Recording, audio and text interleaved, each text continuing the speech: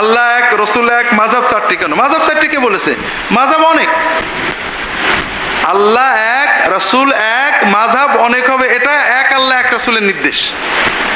কারণ এবারে এটা নিয়ে অনেক মজা হচ্ছিল। জীবন হলো চলমান,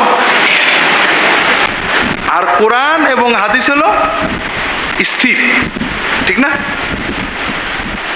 যেমন মনে করেন সোনা, সোনার বার আপনি কিনেছেন, খাঁটি পিওর খাঁটি সোনা, আপনি গলায় পরবেন, হাতে পরবেন, কানে পরবেন। সোনার বার কি গলায় পরা যায়? কানে পরা যায়? হাতে পরা যায়? তখন কি করতে হয়? পিটাতে হয়। পিটিয়ে হয় লম্বা করবেন, গোল করবেন, অথবা যদি পিটাতে না চান একটা সুতো বা রশি দিয়ে অন্তত গলায় পরতে হবে, ঠিক না? কোরআন এবং হাদিস এক, জীবন চলমান।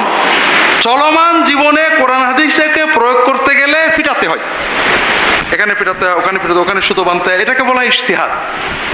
আর ইজতিহাদ করে মানুষ, যার কাছে ওহী আসে না, কাজে মতভেদ হবে। মতভেদ হওয়াটাই হলো প্রাণের নিদর্শন। একটা 3 টন ওজনের কাঠের গুঁড়ি স্রোতের বিপরীতে চলে না, কিন্তু ছোট্ট ডানকিনা মাছ, তিতপুটি মাছ স্রোতের বিপরীতে উঠে। দুটো, 5টা, 10টা, 30টা মরা মাছ একটা কলসিতে রাখলে শব্দ হয় না, কিন্তু দুটো জেতা মাছ যদি আপনি কলসিতে রাখেন শব্দ হবে না।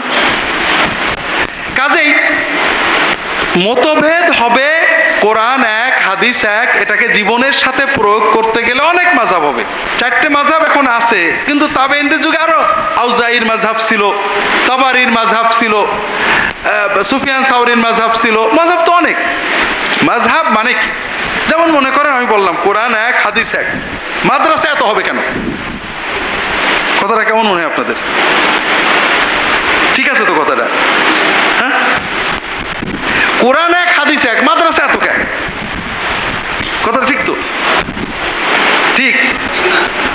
আচ্ছা গেল, কোরআন এক, হাদিস এক, মাদ্রাসার পদ্ধতি এত বিভিন্ন রকম কেন? কেউ কওমি, কেউ আলিয়া, কেউ হেফজ পড়াচ্ছে, কেউ হেফজ বাদে পড়াচ্ছে, এত সিস্টেম কেন? না যায় যেগুলো, ঠিক না?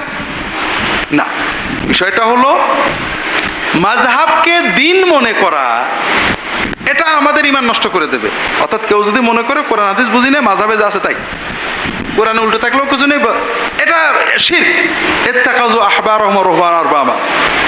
কিন্তু মানুষ কিভাবে দিন পালন করবে? কোরআন হাদিস মানতে হবে।